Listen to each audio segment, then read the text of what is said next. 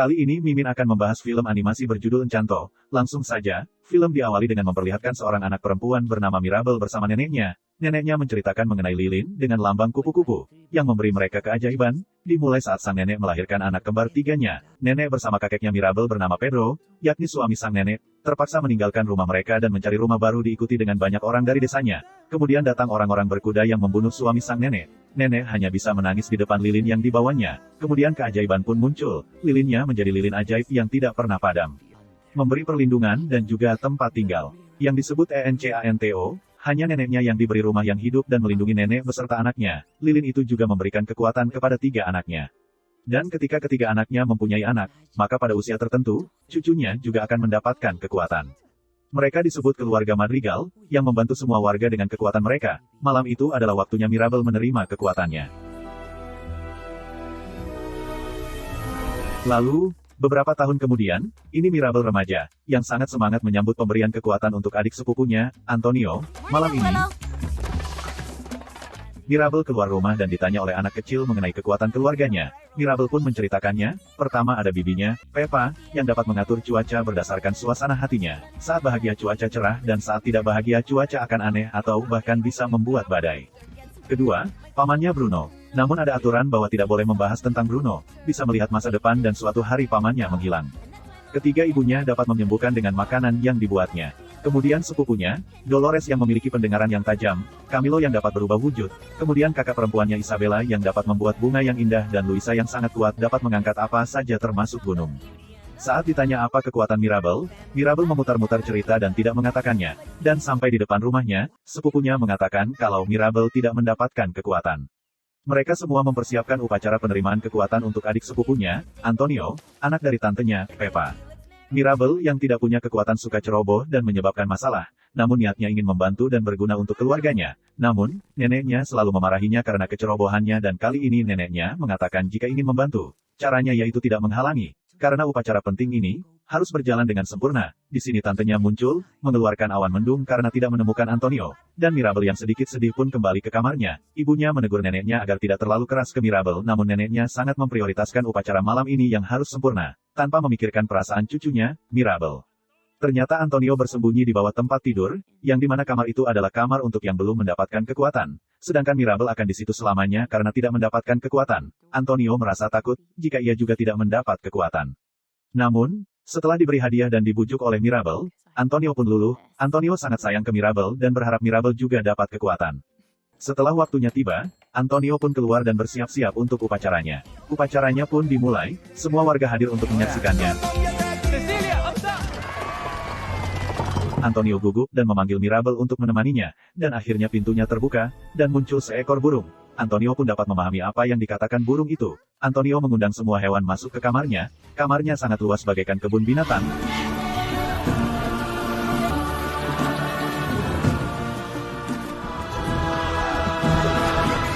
Mereka pun berfoto. Mirabel sedih karena hanya ia yang tidak mendapat kekuatan. Dan keluar dari kamar Antonio, di luar ia melihat genteng yang jatuh dan melukai tangannya. Lalu lantai dan dinding menjadi retak, serta lilinnya akan padam. Mirabel langsung memberitahu semuanya, neneknya pun keluar memeriksanya. Namun tidak terjadi apa-apa, Mirabel dikira berbohong, dan neneknya pun menenangkan kembali warga dan melanjutkan pestanya. There is music! A bailar! A bailar! Ibunya menasehati Mirabel, namun Mirabel sangat yakin apa yang dilihatnya. Bahkan, luka yang di tangan Mirabel masih ada, yang berarti Mirabel tidak berbohong. Ibunya memberi kue ke Mirabel dan tangannya pun sembuh. Mirabel yang tidak tenang karena kejadian tadi, tidak bisa tidur, dan keluar menuju lilin itu, dia mendengar neneknya berbicara sambil memandang foto kakeknya, mengenai sihir yang sekarat. Mirabel ingin menyelamatkan sihir itu, namun tidak tahu apa yang akan dilakukan. Wait, how do I save a miracle? Keesokan harinya ia mencoba mencari tahu, apakah sepupunya Dolores mendengar suara retakan semalam. Namun Mirabel salah orang, yang ia ajak bicara ternyata sepupunya Camilo yang dapat berubah wujud. Dolores tidak mendengar apapun, namun ada yang aneh dengan Luisa. Semalam matanya berkedut sepanjang malam. Jadi Mirabel menanyakannya ke Luisa, apa yang Luisa rasakan semalam. Luisa tidak mengatakannya, namun matanya berkedut.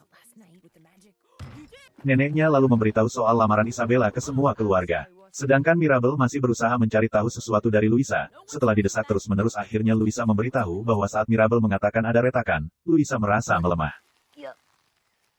Luisa juga memberitahu Mirabel, sebelum pamannya Bruno pergi, pamannya itu melihat penglihatan buruk mengenai sihir, dan detailnya tidak ada yang tahu apa yang dilihatnya. Luisa menyarankan untuk mencari tahu ke kastil Bruno yang ada di dalam kamarnya. Mirabel pun masuk ke kamar Bruno. Dia menyuruh rumahnya agar mematikan pasir yang mengalir. Namun rumah itu ternyata tidak bisa. Akhirnya Mirabel masuk dan terjatuh. Dalam kamarnya terdapat tangga yang sangat banyak. Mirabel pun naik tangga ditemani burung, namun burungnya terbang duluan. Setelah bersusah payah naik tangga, sampailah Mirabel di tangga terakhir. Ternyata jalannya putus. Hadeh, terpaksa Mirabel mengambil tali pegangan tangga dan berayun. Hampir saja Mirabel terjatuh, untung dia gersep, dia pun terus masuk, dan melihat banyak tikus. Si burung pun gemetar dan pergi. Yah, burungnya cemen. Mirabel lalu masuk ke suatu ruangan mirip brankas, yang di dalamnya terdapat potongan-potongan yang menyala, yang saat digabungin, terdapat gambar Mirabel di dalamnya, dibarengi dengan rumahnya yang mulai retak, dan tiba-tiba ruangan itu akan runtuh. Mirabel mengambil semua potongan itu lalu keluar. Dia berusaha mendorong pintunya, dan akhirnya berhasil.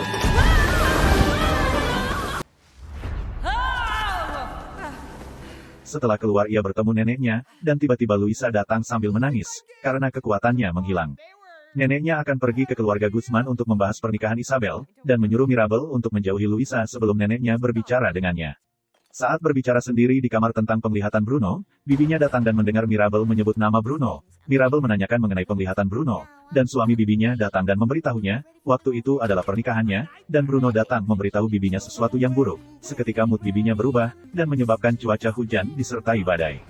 Mirabel bertanya ke semua orang mengenai Bruno, diceritakan bahwa Bruno suka berbicara dan berkomat kamit, memiliki tinggi 2 meter dan tikus di sepanjang punggungnya. Dolores yang diramal bahwa pria idamannya di luar jangkauannya bertunangan dengan orang lain. Sampai warga yang diramal ikannya akan mati, dan besoknya ikannya benar-benar mati. Saat Bruno melihat ramalannya mereka semua menganggapnya ramalan buruk. Bruno dianggap sebagai pembawa berita buruk. Kemudian ibu dan orang yang akan dijodohkan ke Isabel bernama Mariano pun datang, untuk melamar. Mirabel masuk ke kamar dan menyusun potongan-potongan itu. Tiba-tiba ayahnya datang dan melihat potongan itu. Mirabel menceritakan tentang potongan itu ke ayahnya. Ayahnya menyuruhnya untuk diam saja lagian hanya mereka berdua yang tahu. Namun ternyata sepupunya Dolores yang dikenal cerewet, dan punya pendengaran tajam mendengarnya. Saat makan malam bersama tunangan Isabel dan ibunya, Mirabel terus menatap Dolores, agar tidak memberitahu yang lain. Namun ketika muka Mirabel tertutup mangkuk, Dolores sudah membisiki adiknya mengenai penglihatan Bruno, berlanjut ke ayahnya lalu ke ibu Dolores, dan awan hitam pun muncul dari atas kepala bibinya, karena suasana hatinya buruk setelah mendengar mengenai penglihatan Bruno. Ibu dari tunangan Isabel menyuruh Luisa untuk mengambil piano dan Mirabel pun menutupi lantai yang retak. Kemudian ada hewan yang mengambil potongan itu lalu menyusunnya. Saat si cowok mengeluarkan cincinnya untuk melamar Isabel, Luisa yang sudah kehilangan kekuatannya berusaha keras mengangkat piano sambil menangis. Mirabel mengejar hewan yang mengambil potongan itu. Dan terjadilah kekacauan, Dolores pun berteriak kalau Mirabel masuk kamar Bruno dan melihat penglihat Bruno. Mirabel ada di dalamnya dan akan menghancurkan sihir. Potongan itu pun langsung mengarah ke neneknya, kekuatan mereka pun tidak bisa dikendalikan, dan lamarannya juga gagal. Warga yang ingin merayakan lamaran itu juga melihat kekacauan itu. Neneknya menenangkan bahwa sihir baik-baik saja. Mirabel melihat dan mengikuti tikus yang mengambil potongan itu. Masuk ke belakang lukisan, Mirabel membukanya, ternyata ada sebuah lubang. Mirabel masuk dan melihat tikus itu memberikan potongan itu ke seseorang. Mirabel mengejarnya dan hampir terjatuh. Orang itu membantunya, dan dia juga terjatuh. Mirabel menahannya namun ada tikus. Refleks Mirabel melepaskan tangannya, orang itu pun terjatuh. Untung lubang itu tidak sedalam kelihatannya, cuma kabut yang menutupi. Ternyata itu adalah Bruno. Mirabel pun mengikutinya dan menanyakan penglihatannya. Mirabel menanyakan mengapa dia kembali. Ternyata Bruno bukannya kembali, tapi dia tidak pernah pergi. Dia tinggal di situ bersama para tikus, sambil melihat keseharian keluarganya, karena ia mencintai keluarganya. Dia merasa sihirnya tidak berguna untuk keluarganya. Makanya ia tidak mau merepotkan.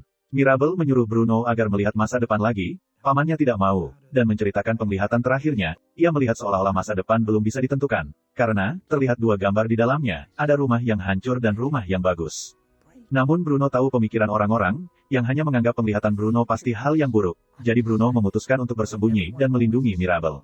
Mirabel pun menyuruh Bruno untuk melihat masa depan lebih jauh lagi, untuk mendapatkan jawaban. Namun Bruno menolak, karena tidak pernah melakukannya lagi dan sedikit takut. Terlebih lagi gua penglihatannya sudah tidak dapat digunakan karena dihancurkan Mirabel saat mengambil potongan itu, serta membutuhkan ruangan yang luas. Tiba-tiba Antonio datang, Ternyata tikus itu menceritakan semuanya ke Antonio. Antonio membolehkan kamarnya dipakai untuk melakukan ritual penglihatan masa depan. Akhirnya Bruno menyetujuinya, dan melakukan ritualnya. Sedangkan nenek dan lainnya pun bertengkar karena hal yang terjadi barusan, dan menyuruh segera menemukan Mirabel. Kembali lagi ke Mirabel, ritualnya pun dimulai. Mereka berpegangan tangan. Dan muncullah penglihatan itu, yang tidak ada perubahan. Mirabel menyuruhnya untuk meneruskannya. Dia melihat seekor kupu-kupu dan mengikutinya. Terlihatlah Mirabel bersama seseorang di depan lilin, sambil berpelukan, dan ternyata yang harus Mirabel peluk adalah kakaknya, Isabel. Mirabel yang selalu bertengkar dengan Isabel cukup geram karena mereka memang tidak akur. Mirabel tidak yakin kalau Isabel mau memeluknya, apalagi dia barusan merusak pertunangannya. Bruno mengatakan bahwa nasib keluarga ada di tangan Mirabel, dan menyuruh Mirabel untuk melakukannya sendiri, karena Bruno mau bersembunyi agar tidak ketahuan. Mirabel masuk ke kamar Isabel dan mencoba berbicara. Isabel marah, mereka pun cekcok. Tiba-tiba muncul bunga yang tidak pernah Isabel ciptakan. Bunganya berduri, namun Isabel menyukainya. Sambil bernyanyi mereka mengungkapkan semua kegelisahan masing-masing. Dan pohonnya tumbuh sampai ke atap rumah. Isabel menumbuhkan bunga-bunga yang tajam berduri dan menumbuhkannya sampai ke rumah-rumah warga. Neneknya pun melihat itu. Sampai akhirnya Isabel dan Mirabel berada di depan lilin dan berpelukan. Lilinnya menyala semakin terang dan retakannya hilang. Namun neneknya datang dan malah marah-marah, menyalahkan Mirabel atas apa yang terjadi. Kata-kata neneknya membuat Mirabel sedih. Lalu Mirabel balik menyalahkan neneknya, justru keajaiban sekarat karena neneknya yang tidak peduli, yang selalu ingin kesempurnaan. Rumah pun mulai retak, Mirabel berusaha mengambil lilinnya. Dia berhasil mendapatkannya namun tersisa sedikit. Dan akhirnya apinya padam. Rumahnya pun hancur dan tidak ada lagi keajaiban. Mirabel pergi ke suatu tempat untuk menenangkan diri, semua keluarganya pun mencarinya. Mirabel duduk di depan danau dan menangis, neneknya datang. Mirabel pun meminta maaf, Mirabel hanya ingin menjadi sesuatu yang berbeda, dan tidak ada niatan menyakiti keluarga. Neneknya menceritakan bahwa disinilah tempatnya menemukan keajaiban, menceritakan masa pertemuannya bersama suaminya Pedro. Neneknya Mirabel takut kehilangan rumah mereka lagi, neneknya sampai ingin semuanya sempurna. Dan akhirnya meminta maaf ke Mirabel. Neneknya sadar bahwa bukan Mirabel yang menyakiti keluarga, namun neneknya yang mengacaukannya. Mirabel paham mengenai perasaan neneknya. Neneknya melakukannya hanya untuk keluarga. Mereka berpelukan, dengan kupu-kupu yang mengelilingi mereka. Tiba-tiba Bruno datang, mengatakan bahwa itu bukan salah Mirabel, tapi karena dia yang memperlihatkan masa depan. Neneknya langsung memeluk dan mencium Bruno. Bruno heran kenapa ibunya tidak marah, dan mereka pulang ke rumah menaiki kuda Bruno.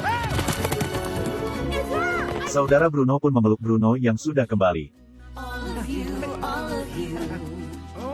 Mereka mulai memperbaiki rumahnya yang hancur, bersama warga yang datang membantu. Mirabel menjadi mak comblang Mariano dengan Dolores, akhirnya mereka berdua bersama. Setelah rumah selesai dibangun, Mirabel yang diberikan gagang pintu untuk dipasang. Mirabel pun memasangnya, keajaiban muncul kembali, dan rumah mereka kembali hidup, beserta kekuatan mereka yang kembali. Mereka berpesta, merayakannya dan berfoto bersama. Selesai.